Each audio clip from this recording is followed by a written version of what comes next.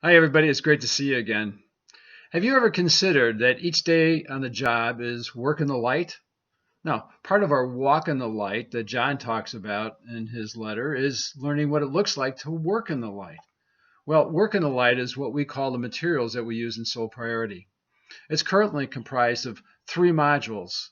The first module is about what work is as God sees it. What's his purpose for work?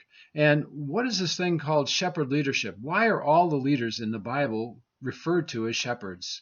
And the second module we have is actually what it takes to have a healthy culture. What is the ecosystem of a healthy culture in the workplace? And it's all taken from discussions out of Psalm 23.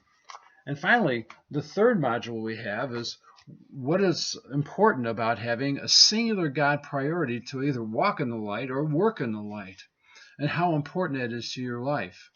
Well, men and women have had their professional and personal lives absolutely transformed by these truths. I have to admit, they're encouraging, they're challenging, and they certainly are not about the status quo. In fact, they really press up against the status quo. Well, in the months to come, I plan to develop two more modules, one on prayer and work in the light, and the other on the various types of transitions that occur when you work in the light. Some are very stimulating, other transitions can be very discouraging. So I'd like you to pray for this project.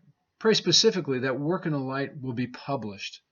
Can you imagine hundreds of thousands of men and women being transformed around the world? Please pray for more soul priority groups around the city and maybe even around this country. We actually have one that's actually taking place in Washington, D.C. And for the local church here and around the country to begin using the Work in the Light materials as a discipleship tool for those on their own staff and those in the workplace. So until my next update, work in the light.